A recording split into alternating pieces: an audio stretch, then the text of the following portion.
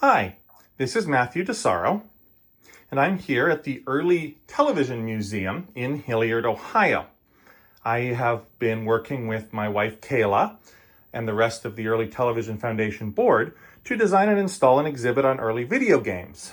We have a number of consoles here ranging from the very early days up through the turn of the millennium and basically the end of the CRT era. So what I'm going to talk to you about briefly today is this very unique display. This is a working demonstration of a Magnavox Odyssey, the original Magnavox Odyssey video game console. The Odyssey was in fact the very first console ever made, released September of 1972 for $99.95, or about $700 and some today. It was the very first home video game system. And in fact, it was so early that the term video game was not yet in common use. So instead, the Odyssey was called, quote, the new electronic game of the future, and, quote, a closed circuit electronic playground. To make up for extremely limited graphics, the system came with overlays, printed translucent sheets that would be placed over the TV screen. That's exactly what we have here. This is actually a black and white TV, you can see, with this green plastic sheet held on basically by static cling. And that allowed a very crude set of graphics within the game system to be more fun for the end user. So this was envisioned to be more of an electronic board game than a video game. The system came with dice and playing cards and other sort of paraphernalia that you would use in addition to the TV and the electronics. For example, there were maze games you can see, as well as a version of basically Scrabble, where the electronics played almost no role. It was just a way of pointing to a translucent game board on the screen of the TV. And Atari's famous Pong game was inspired by the tennis game on the Odyssey, and that's actually what we have playing here. In fact, Magnavox would later sue Atari for patent infringement, settling for $1.5 million, about $10 million today, which happens to be the first video game lawsuit in history, which is kind of fun. Most games came with the system, but you could also buy some separately, including a shooting gallery game that came with a light gun accessory. I don't have that here on display. It'd be sort of fun to add at some point. It is an interesting connection that Nintendo developed the light gun for Magnavox, and it was based on their 1970 beam gun, which was Japan's first electronic toy. The Magnavox system was a modest commercial success at best, selling 350,000 units from 72 to 75.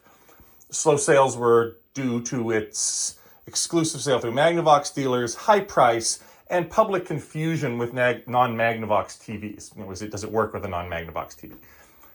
In reality, it works with all TVs, but if the screen size isn't quite right, the overlays won't fit. And that's where that came from. Despite this, it opened the door to everything that would come later, including, of course, the famous 2600. Now, a little bit of fun technical details. Due to the high cost of integrated circuits in the 70s, the Odyssey actually contains no ICs at all, and is instead made of discrete transistors, diodes, and resistors, forming DTL gates, delays, and other circuits. The logic consists of only 40 diodes and 40 transistors, compared to hundreds of billions of transistors today. And again, it doesn't use a programmable CPU at all.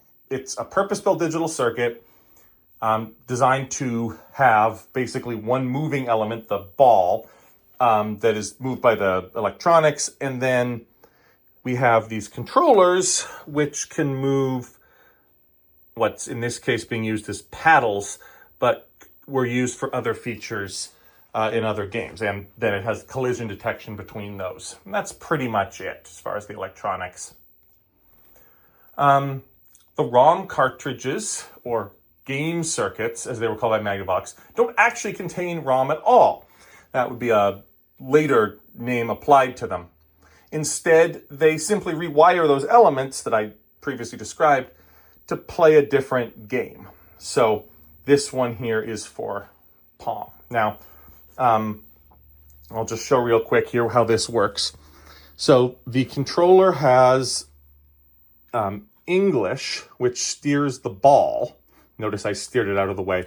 That control was used for later and different games, but not really for Pong. You just had to trust not to cheat. And then it has horizontal movement for the paddles, which again isn't particularly useful for Pong. But we've got our vertical. So if I touch the vertical here, I can bounce the ball. There we go.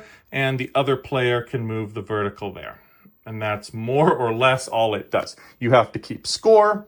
And if you miss, well, it just goes away until the player whose point it was presses their reset button.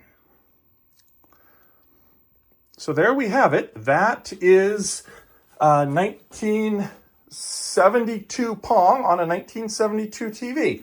Once again, if you're interested in seeing more of this exhibit or any of the other video games or early televisions we have on display here at the Early Television Museum, I would suggest you visit earlytelevision.org or come visit us in Hilliard, Ohio, off Franklin Street.